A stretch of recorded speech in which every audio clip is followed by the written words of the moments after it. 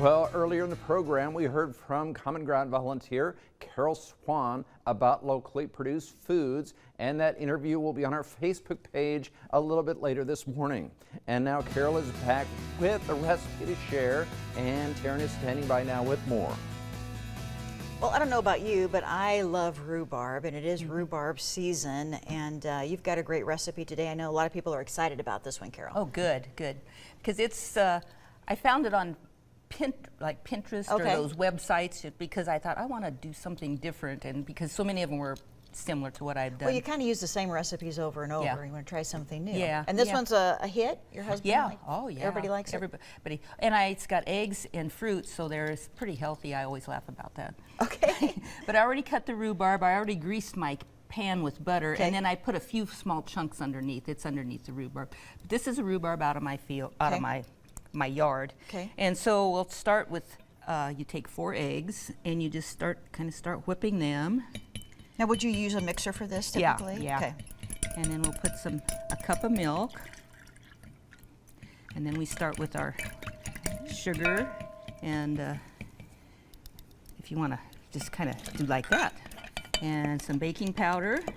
You have the fancy tools, Karol. Yes.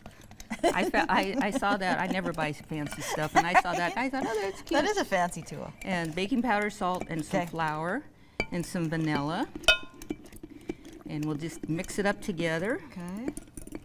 And then we'll just, we'll get it good enough, and then we'll pour it over the rhubarb. That's what's so easy about it. You just pour it over and then bake it for an hour at 350.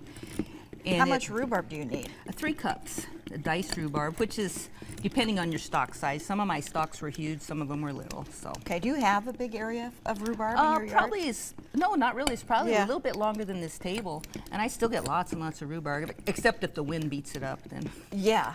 Well, I know a lot of people have friends, neighbors who will bring them rhubarb too, and you can freeze it. Yeah.